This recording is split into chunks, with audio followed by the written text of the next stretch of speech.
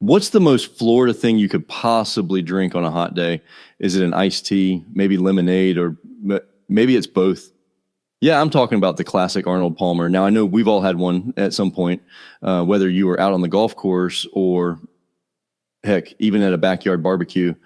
But have you ever stopped to wonder, like, where this drink really comes from? I mean, why is it so connected to golf? And how did Florida become such a big part of its story? Well, that's what we're diving into today on Old Florida Now. I'm your host, Bo Carter. And let me tell you, this story goes way deeper than just a mix of lemonade and tea.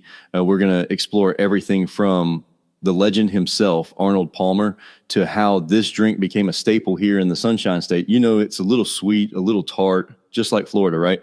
So grab a cold one, sit back, and we'll get started. Trust me, there's way more to this refreshing combo than meets the eye or the taste buds. All right, let's get into it. Welcome to Old Florida Now, where we uncover the rich history and hidden stories of the Sunshine State. Each episode will explore the people, places, and events that shaped Florida's past. Let's dive in. So let's start with the man himself, Arnold Palmer. Now, I don't know if you're all golf fans, but even if you're not, trust me, you've probably heard his name at least once or twice. He was, one of those legendary figures who didn't just play the game. He defined it, born in Pennsylvania. But honestly, he had some serious ties to Florida. He spent a ton of time here and left a huge mark on the state. Palmer had this place down in Orlando called Bay Hill Club and Lodge. If you're into golf, you've probably heard of it. But if you're not, let me tell you, it's like one of the spots for golf in Florida. He wasn't just a guest there either. He lived there, worked there, made it his own. And that's where his deep Florida connection really starts. Now, here's where things get interesting. Palmer didn't just retire here and play a few rounds of golf. He went all in. He turned Bay Hill into the home of the Arnold Palmer Invitational, which is this huge PGA Tour event that's been happening every year in Orlando since 1979. And I'm telling you, it put Florida golf on the map in a whole new way. It's kind of wild when you think about how big of a deal that is. This one guy, Arnold Palmer, turned Florida into a mecca for golf lovers. And honestly, the dude's influence is everywhere here. It's not just about a drink or a golf course. It's about the legacy he built that's still shaping Florida's golf scene today. So yeah, if you ever find yourself in Orlando, swing by Bay Hill and just feel the energy of what Palmer created, you'll probably want to sip on an Arnold Palmer while you're at it too. Seems like the right thing to do, huh? All right, so we've talked about the man behind the drink, but let's get into how this whole Arnold Palmer drink came to be. And it's actually kind of simple, nothing fancy or over the top, just Arnold being Arnold. So picture this, Arnold Palmer's out on the golf course, working up a sweat, playing his usual rounds. And after a long day of golf, what does he do? He heads back home or to the clubhouse and orders his go-to drink, half lemonade, half iced tea. Yeah, that's it. He'd mix it himself after every game. Lemonade to give it some zing, iced tea to keep it refreshing. And well, the guy loved it. Now, here's where it gets kind of fun. One day, Palmer's sitting in a restaurant in Palm Springs. This is back in the 1960s, and he orders his usual mix. A woman at a nearby table overhears him and says to the waitress, "I'll have that Palmer drink too." And well, that's how the whole thing started. It was literally that one moment where someone overheard him, and boom, next thing you know, the Arnold Palmer drink is born. From there, it spread pretty quickly. People started asking for it all over the place, and before long, Palmer's name was permanently attached to the drink. It's wild to think about how something so casual, a guy just mixing two drinks, turned into this huge thing. And it wasn't just golf fans either. Everyone started to catch on. Golf courses, restaurants, even backyard barbecues. People just loved the balance of tart lemonade and smooth tea. It's kind of perfect, right? Sweet, but not too sweet, refreshing, but not overwhelming. No wonder it caught on so fast. So yeah, that's the origin of the Arnold Palmer. Simple, but sometimes the best things are. So let's talk about how Florida plays into all of this. Cause when you think about hot sunny days, you got to think of Florida, right? And Arnold Palmer, Well, like we said before, he pretty much made Florida his home away from home. He had this spot in Orlando, Bay Hill Club and Lodge.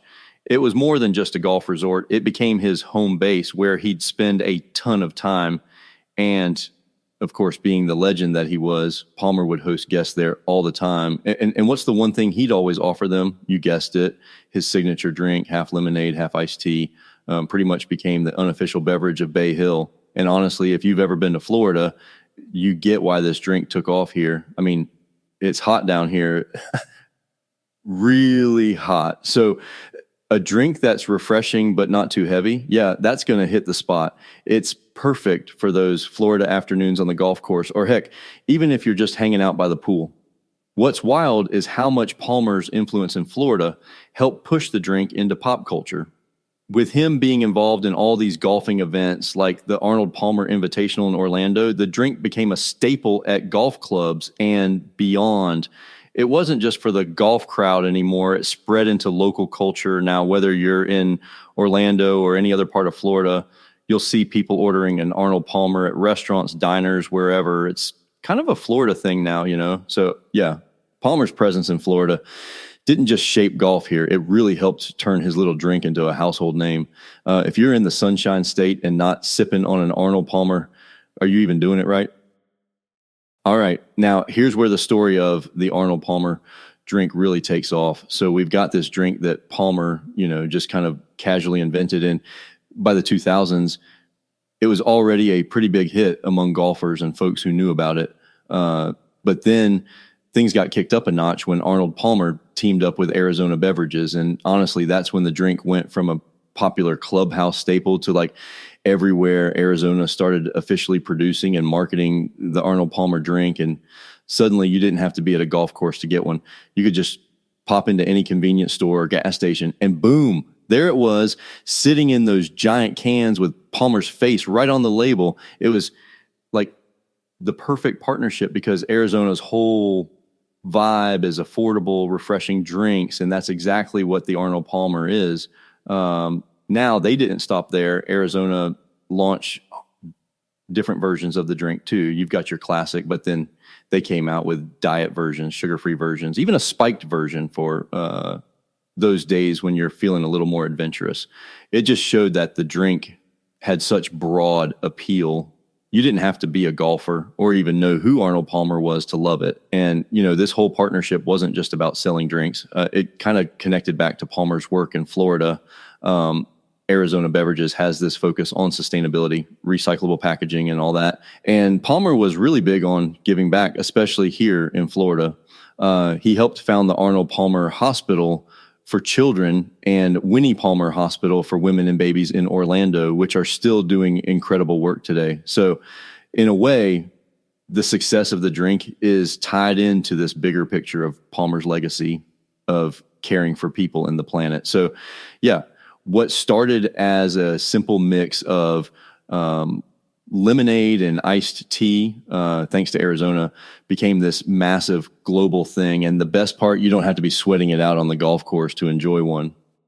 All right. So before we wrap up, I've got a few fun facts and little bits of trivia about the Arnold Palmer drink that'll give you even more reason to love it.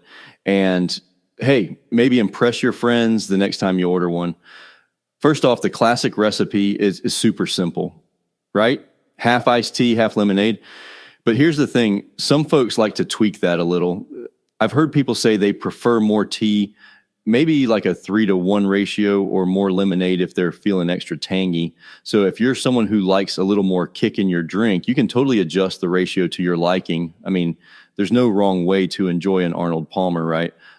And speaking of enjoying it, let's talk about how this drink became so tied to Florida's culture. It's not just a go-to for golfers anymore. You'll see it everywhere at summer picnics, barbecues, sports events. It's just one of those drinks that screams refreshing, especially in this heat we get down here in the Sunshine State. And at golf tournaments, forget about it. During the Arnold Palmer Invitational, it's pretty much a tradition at this point. Now, here's a cool Florida tie for you. Back in 2020, Governor Ron DeSantis actually declared the Arnold Palmer to be the official drink of the governor's mansion. How's that for a local connection. Just goes to show you how much this drink is woven into the fabric of Florida culture. So yeah, whether you're on the green hosting backyard get together, or even, I don't know, hanging out at the governor's mansion, you can bet an Arnold Palmer's probably within arm's reach. It's just one of those timeless Florida staples. All right, folks, that's a wrap for today's episode. I hope you learned a little more about Arnold Palmer, the man and the drink. It's pretty wild to think about how one guy just mixing up some tea and lemonade after a round of golf ended up creating something that's not just refreshing, but iconic, especially here in Florida. From his legendary golfing career to his deep roots in Orlando, Palmer's influence on the Sunshine State is everywhere, whether it's at the Bay Hill Club or during the Arnold Palmer Invitational. His legacy continues to shape Florida's sports culture.